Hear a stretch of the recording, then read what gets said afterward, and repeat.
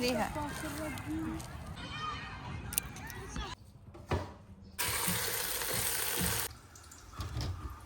يا صباح الخير، يا صباح العافية، يا صباح السعادة والنشاط والجو الحلو والأمطار. فجأة وكان يجينا الشتاء، جو أجوائي. أموت على هاي الأجواء اللي هيجي مغيمة ومطر ونسمة برودة تخبل. فيديو اليوم جدا ممتع، راح تستمتعون بيه. رحت البيت أهلي ومعزومة يعني بيت أخويا، وهناك طلعنا للحدايق وأجواء سوينا وترندات تخبل في أجواء عائلية تجنن.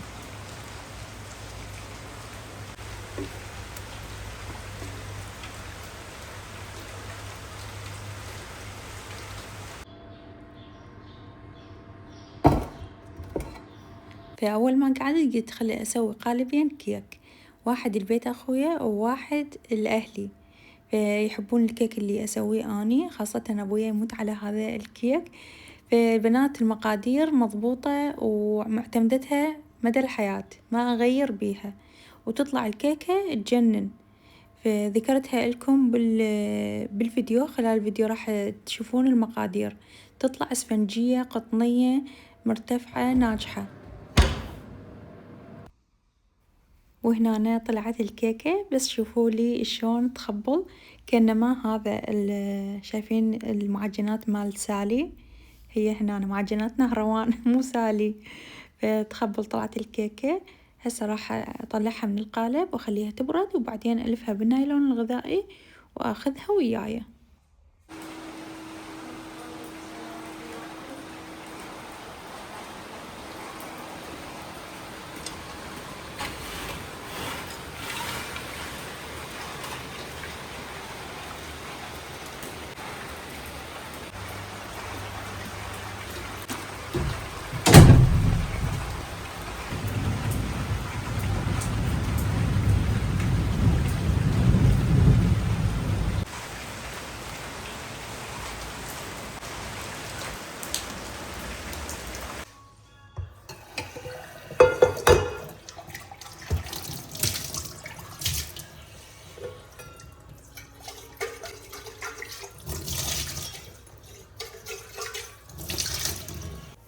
أستخدم هذا الماي مال الشرب للشاي، للأكل. بنات ما أستخدم ماي اللولة نهائيا، لأن يجي خابط ومو نظيف مو صحي.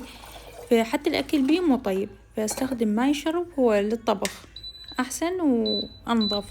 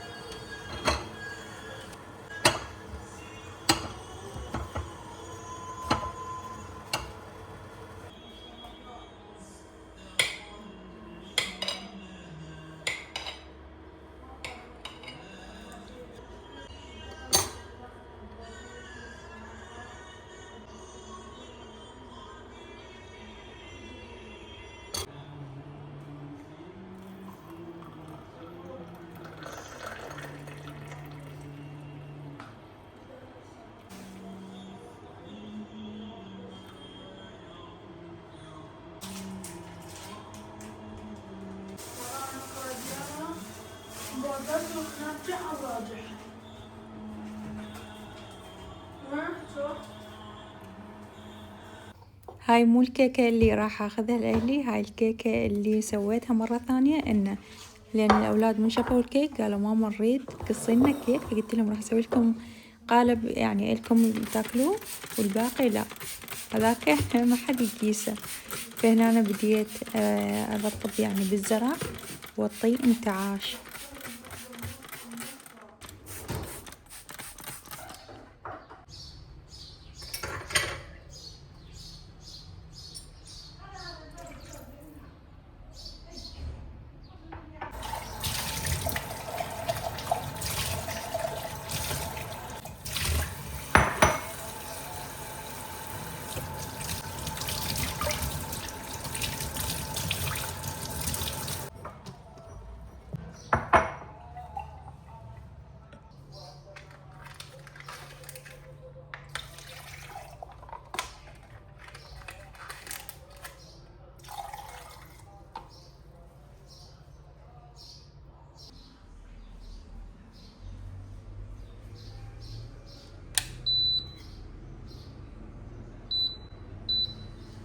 راح أسوي الكبسة السعودية، بس مو أي كبسة بنات، جربوها على هاي الطريقة راح تدمنوها والطعم مالتها راح يبقى بحلقكم.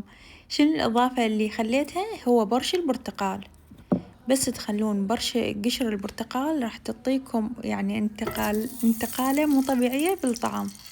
هنا أنا خليت شوي من الزيت ودهن يعني حر خليت، انتم عادي أي دهن عندكم متوفر ضيفوه على مود تعطي نكهة طيبة.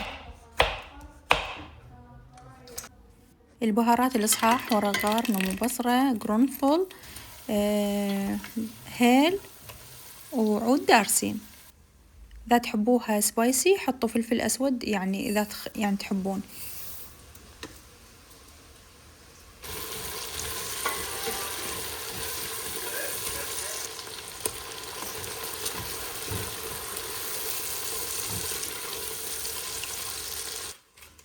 وهرست لها ثوم بعد ما تبقى أي زفرة للدجاج. وهنا برشت لها مثل ما جاي تشوفون قشر برتقالة واحدة كاملة. راح من تاكلون الكبسة يجيكم طعم هيجي خفيف يعني مال البرتقال. وهسه هنا نحمسها حمسة بسيطة، وراح أضيف لها الماء وأعوفها تستوي براحتها.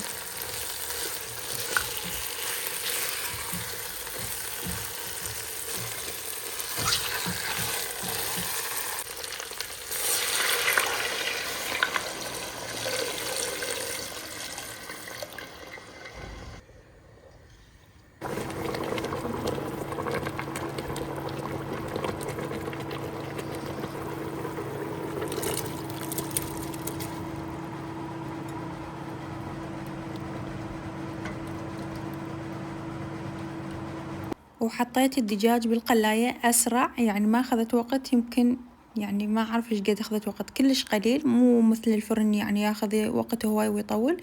فطلعت هيك مقرمشة. وهنا التمن ما بقى له شي ويستوي عندنا. وهنا بنات النتيجة، جربوها جربوها واعتمدوها، راح الكل يحبها. ولا نوسخ مواعين ولا هاي بقدر واحد.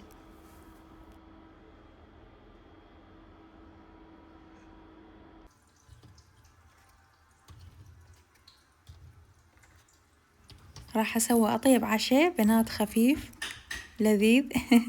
دائما أعتمد أنا بالعشاء، مثلا أفكر شنو أسوي عشاء، ومثلا ما عندي لحم أو شي أسوي لافة كبة وهاي، فهذا أطيب عشاء. هنا ما تشوفون نجيب بيض هواي، لأن دائما أستخدم البيض بالعشاء بالريوق. ووصل الخبز المقسب، شايفين خبز حار ومقسب وهي هيجي أكله. وهسه راح أسوي المعدنوسية بنات. هنا أنا غسلت المعدنوس كل الزين، وراح أحطه هنا بمحضرة الطعام، وراح أراويكم شنو راح أضيف له أطيب مقبلات تاكلوها. وحطيت البيض على النار، راح أسوي بيض سلق. وهنا أنا قليت الفنجر وسويت هيك زلاطة بسيطة. وهنا أنا انترم عندي المعدنوس، راح أضيفه هنا بالمعون اللي أستخدمه، وراح أضيف عليه اللبن بنات. هذا اللبن يجنن طعمه، بيه حموضة هيجي ثخين، كلش ثخين، كلش طيب، خاصة بالمقبلات. هسه هنا ما يحتاج ليمون، بس خليت له شوي من الليمون اني، وشوية من الملح. هاي هي كملت المقبلات كلش طيبة، اعتمدوها بالمشاوي. سولفونا انتم من تحيرون بالعشاء ما تسوون هيك مثلي؟ اشياء سهلة وسريعة وما تاخذ وقت. وهنا انا طلعت همات جبن، وسويت قورة شاي هيجي معدل مهيل. واللي يجوع يعني آخر الليل أكو موجود كيك، ياكل كيك وشاي.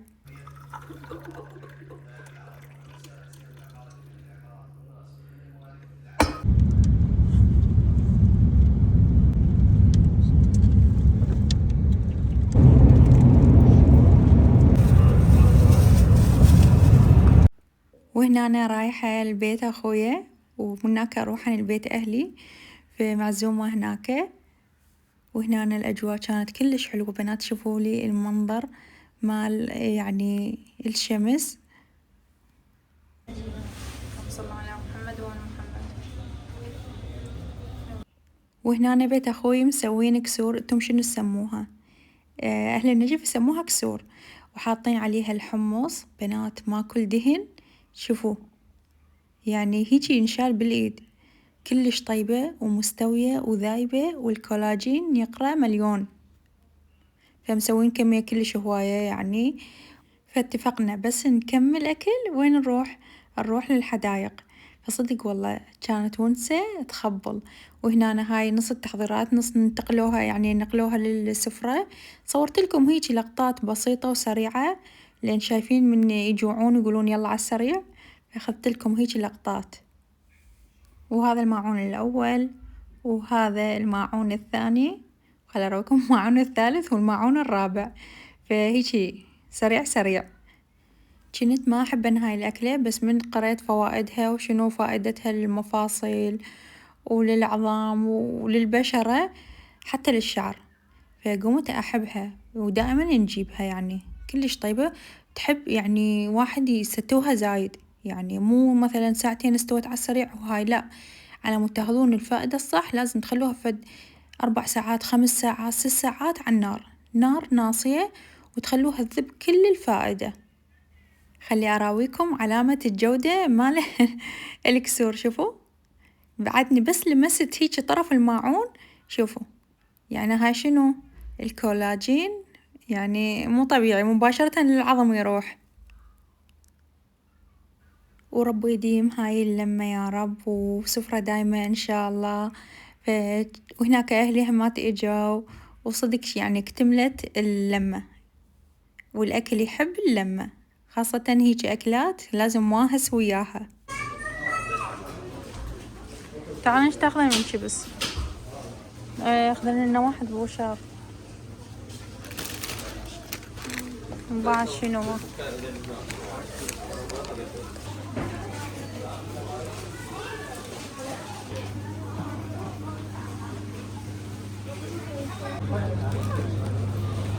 شنو خذتي؟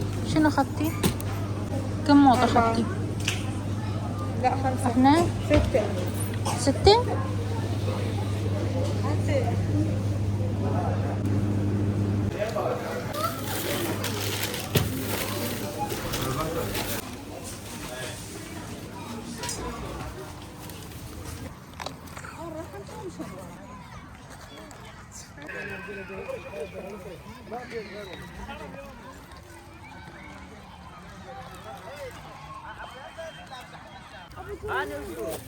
حطيها على ما يفرشون.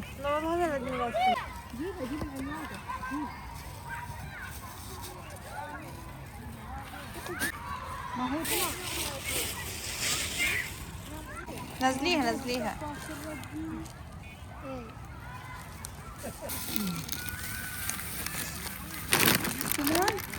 اي جبنة. شوفي هذا الجو كلش حلو مال هيجي طلعات، استغلوا هذا الشهر وطلعوا هيجي طلعات حلوة. خاصة هسه اللي مخلصين امتحانات واللي عندهم أحفاد، فمن هسه بلشت عندهم العطلة، فأجواء كلش حلوة وباردة وتستمتعون بالطلعة. بعد كم يوم راح تجي الحرات بعد ما نقدر نطلع.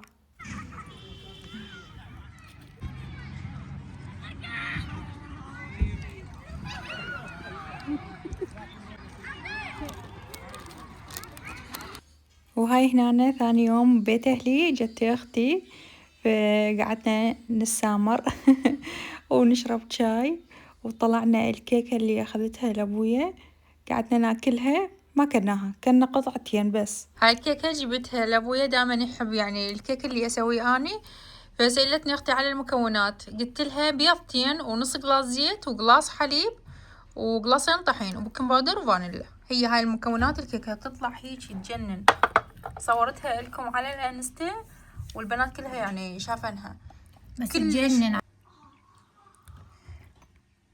وطلعت للحديقة لأن شنو جاي يشون، وشايفين هذا الشو اللي يصير على الحطب، الريحة تخبل. فسوت أمي سمك شوي وسوت دجاج. قلت لها ما له داعي الدجاج ويا السمك، قالت لا أخاف أكو ما يحبون يعني السمك، عاد أنا مسوية الدجاج. فيعني كانت أجواء كلش حلوة وتونست الصدق يومين أنا هناك. فصدق ونسة لأن عندي البنات، بنتي فاطمة عفاء والبكالوريا عطلوا، فعندي عطلة أقدر أروح أنا وأجي وأتونس وأطلع. لهنا خلص الفيديو وياكم، إن شاء الله استمتعتوا. أقول لكم باي باي.